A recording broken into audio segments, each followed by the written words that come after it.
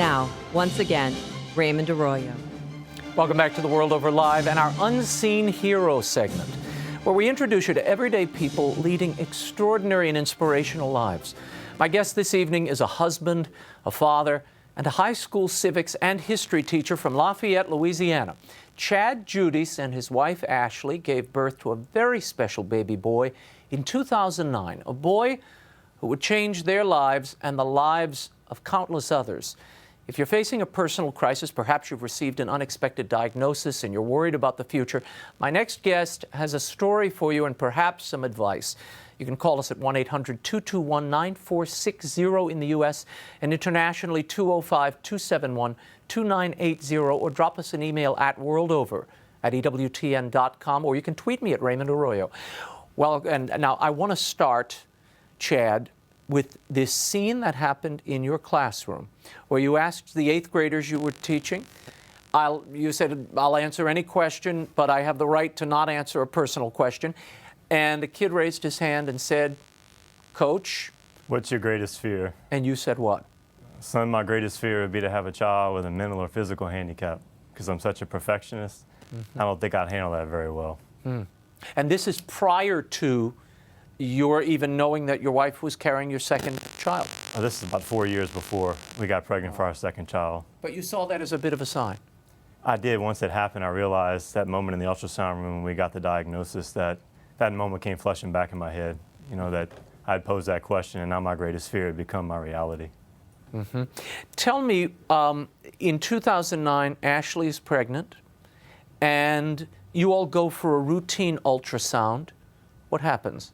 We walked into the ultrasound room and we had a perfectly healthy 3-year-old son at home, and we had had no complications in our first pregnancy, so we didn't think that there would be anything different in this ultrasound than the first. And when we walked in, Ashley told the tech that we didn't want to know whether or not it was a boy or a girl until she could tell us that it was healthy. And as she began the ultrasound, I could see a concerned look on her face and a concerned look on Ashley's face, and I asked her if anything was wrong. She said, I'm having trouble locating a few things. Then she quietly got up and walked out of the room. Ew. Moments later, a second tech came in, and I kind of breathed a sigh of relief, thinking that maybe the person didn't know what they were doing.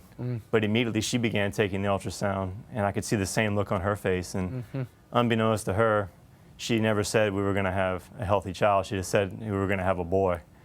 And she led us into another room, and we waited to hear the diagnosis from my wife's OBGYN. And what was the diagnosis?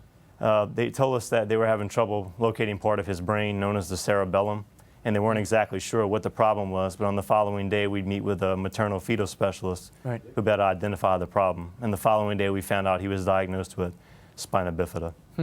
Now 80%, and I was stunned to learn this from your book, Waiting for Eli, 80% of these children who are diagnosed not only with spina bifida, but with any malady like this, are usually aborted. Yes. When we read the information that night, not knowing much about it, my wife works as an NICU nurse at a hospital, but there were no neurosurgeons on staff at the time, so those are the types of physicians that have to care for children with this type of condition immediately following their birth. She knew only a little bit about it, and I didn't know much about it at all. And as we read about it, the quality of life that was projected was pretty bad. They said he would never walk, and they said he would have mental disabilities with other numerous health issues. And the doctor obviously proffered that option to you of having an abortion. She had to offer it. I don't, you know, she let us decide, but she had to put it on the table, I think for legal reasons. You wrestled with it? For a moment that night, my wife and I were sitting there reading this, and, you know, in a moment of fear, and she came up and looked at me and said, you know, I think I'm going to hell. And I said, Ashley, what are you talking about? And she said, I'm actually thinking about aborting this child. And, you know, I stepped back for a moment and I realized it was the Holy Spirit, and I grabbed my wife and I said, this is not your fault. This is not my fault. God sent us this child for a reason. We have to trust in God the way our oldest son Ephraim trusts in us. And I was talking about the Gospel of Matthew, and Jesus calls the little children around him, and he says that you know, the kingdom of heaven belongs to such as these. And you know, you have to trust in God the way a child does. So you then begin praying for a miracle. Absolutely, immediately began praying for a miracle. And I mean, as you describe it in the book, there's sort of this back and forth that I think a lot of people go through, where you're somewhere between terror and elation at every moment. Yes, and the terror comes from the reality of the challenges and the suffering that's going to come along with caring for a child like this. But the elation came from having an entire community of believers begin praying with me and carrying me throughout each day, and that was the community I work in at St. Thomas More High School. Yeah, the whole school gets involved. They start praying for this child and Yes. leaving little notes on the doors. Yes, to remind the kids every day to pray for Eli. If they didn't want to pray for someone else or for themselves, to pray for him. How did it change these students? I think, you know, St. Paul writes about how in our weakness we're really powerful. And I think when they saw my complete weakness and vulnerability, they saw Jesus Christ. They didn't see me. And he revealed himself to me through them. Watching a 15 or 16-year-old who's bombarded with the idea that everything is about them, completely abandon that mentality and selflessly began praying, fervently praying for an unborn child. It inspires you in a way I don't think I can really put into words. Now, the doctors initially said when they diagnosed Eli, their prognosis was not good. They were sort of painting the worst case scenario for you, and that's what you fully expected. We did expect the possibility. I mean, you always pray for the chance that it won't be that way, but you have to prepare yourself mentally, psychologically, emotionally, and spiritually for the worst. And then you drive down to Lakeside Hospital, where I was born. Oh, wow. So we were both born there. Although my mother told me tonight that it was it was apparently located around the corner from where it is now on that service road. Okay. What happened when Eli was born? When he was born, in the operating room, and they pulled him out, and was handed to us. The doctors had told us that the lesion on his back that accompanies the condition should have been the size of a softball, but it was only the size of a 50-cent piece. And he had basically, you know, defied every odds stacked against him throughout the entire pregnancy. But we knew that we had two major surgeries, one on his spinal cord and his brain that lay ahead of us. And I didn't know if he'd still be able to do what he was doing the moment he was born once those surgeries were complete. So he was rolled into surgery on that Friday morning, and he came out that afternoon. And then my wife was going to be discharged the following day. Wow. So we were waiting to see what was going to happen next at that Now, point. he's diagnosed with a brain cyst as well, right? That's in 2011. Yes, sir. And what did that entail, and what was the diagnosis? His pediatric neurosurgeon had told us that he had a cyst that would continue to grow with him over time. And in 2011, it wasn't posing a problem up until that point, but it was complicating the flow of his spinal fluid up and down his spinal cord from his brain. And that led us to have to go into the hospital unexpectedly on Easter weekend in 2011. And he faced a probability of 3 consecutive surgeries in less than 72 hours without coming out of anesthesia because of this problem. And once again, everybody kind of leaps into prayer. Yes, my family, the people at St. Thomas More, everyone that we could contact really was praying for him. And what happened? Basically, on Easter night, we were informed that there was a possibility of a 3rd surgery. And I had prayed at the shrine of Blessed Francis Xavier Sealos, which is not far from the hospital where he was at. And I had been praying to him for a year for that cyst to be removed.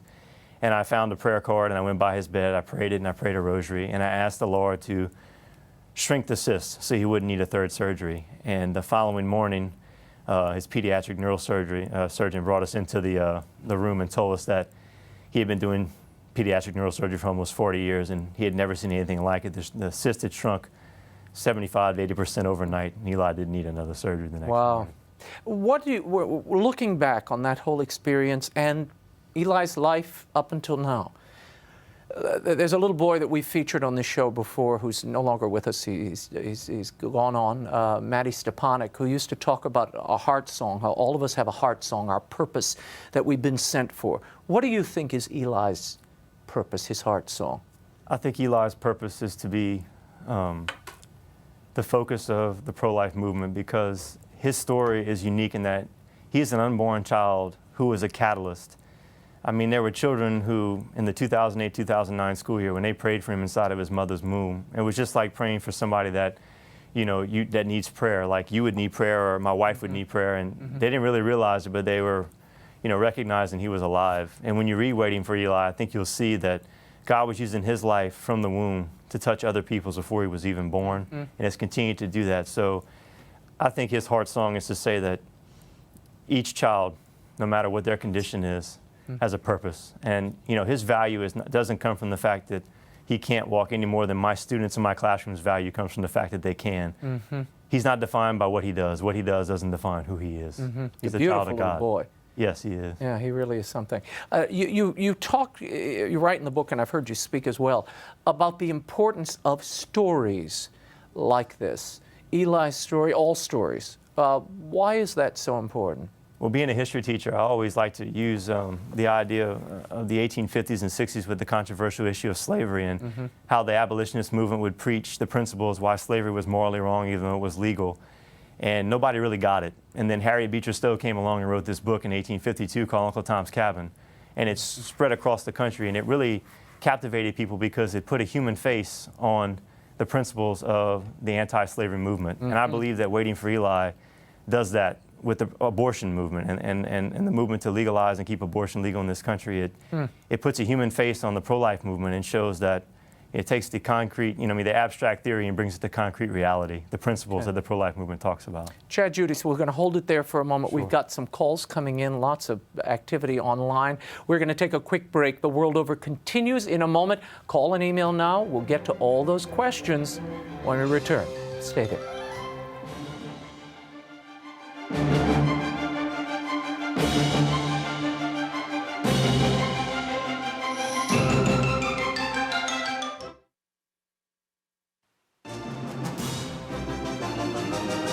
Now, once again, Raymond Arroyo.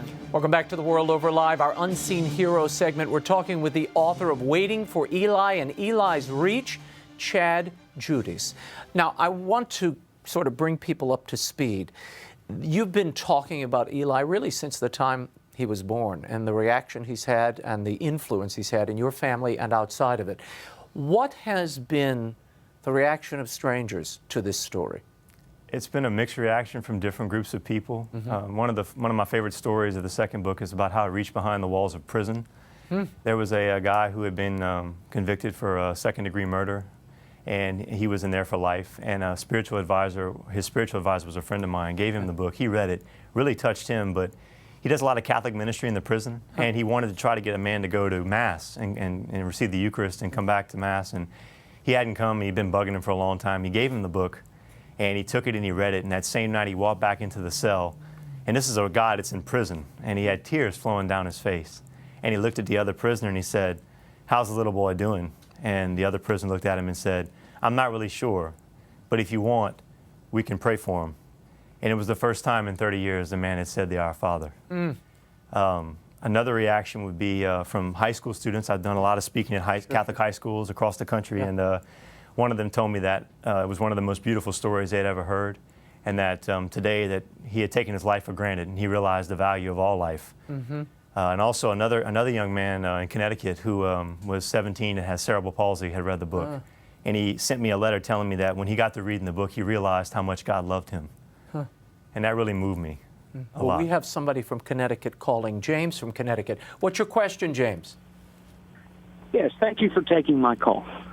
Sure. A very compelling story, and I understand that God can heal all sorts of internal maladies and cancer and so on. But I have no evidence of God actually healing an amputee. And I'm wondering, does God hate amputees? Did God hate amputees?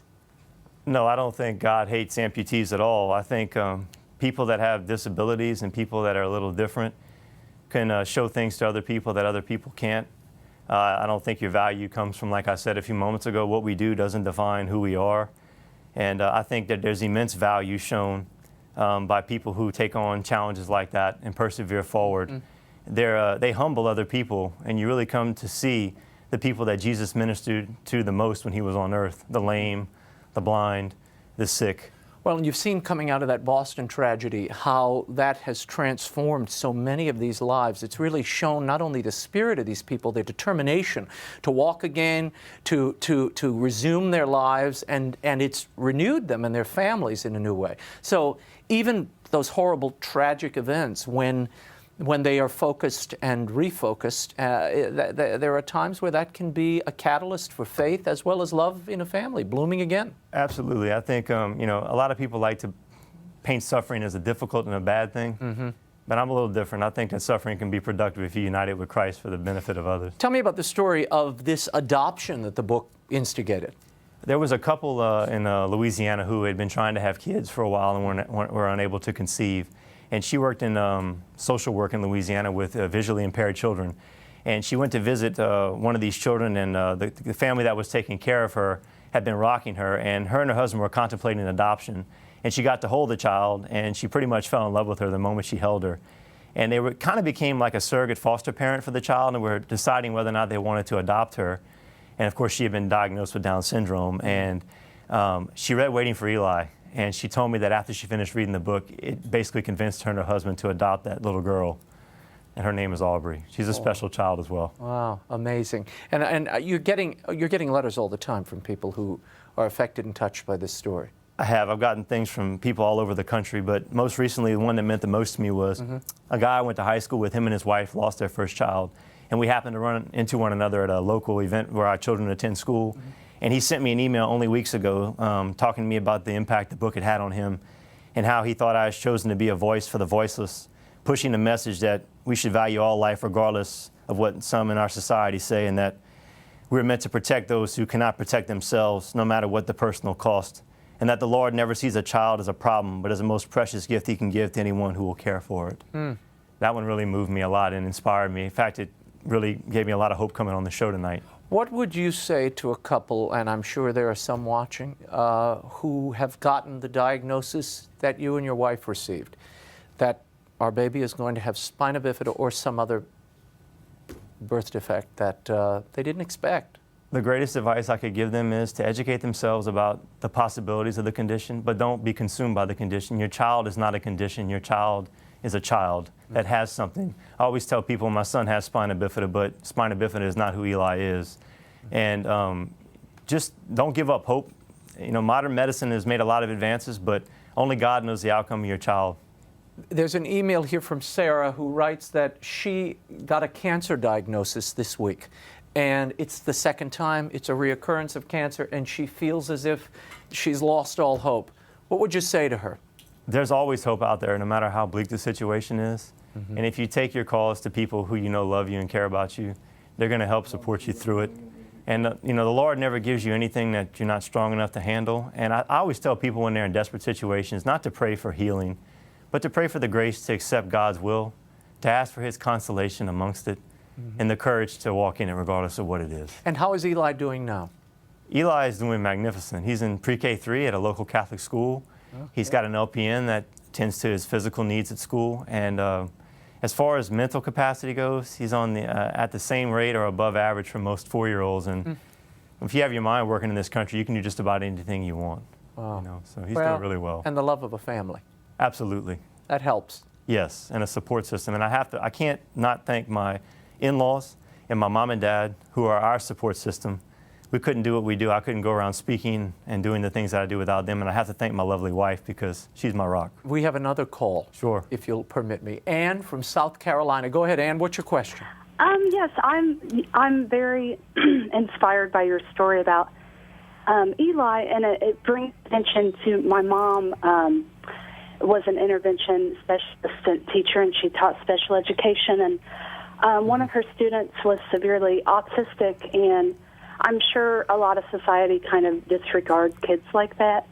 But my mom, alongside with his parents and, you know, the school, worked with him, and he became one of the top students in Ohio that made it high up in the spelling bee. I believe he was like top 10 out of 100 students that made it to the spelling bee. So, wow, fantastic. Well, thanks for sharing that story, Ann.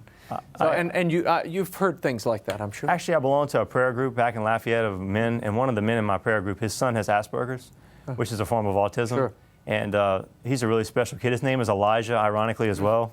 We named our son Elijah, but we call him Eli. Why Elijah? Why did you call him Elijah? Well, we picked Ephraim for our first son's name because it's one of the 12 tribes of Israel. Right. And after we found out about Eli, Ashley wanted to name him Eli, but I said, let's call him Elijah after the prophet in the Old Testament because I believed that he had a story to tell even before I knew anything about him. So that's why we chose his name as Elijah or Eli. Interesting. Well, what's your last comment to folks?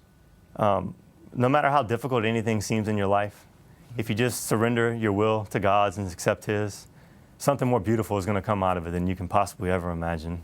Never give up hope. Nothing stronger than faith, hope, and love. And like St. Paul says, love conquers all. Chad, Judice, thank you so much Thank for you being very here. much. And we want to remind you, Waiting for Eli and Eli's Reach by Chad are out in bookstores now. You can get them online, and you can get signed copies of both by visiting Chad's publisher's website at acadianhouse.com. That's acadianhouse.com.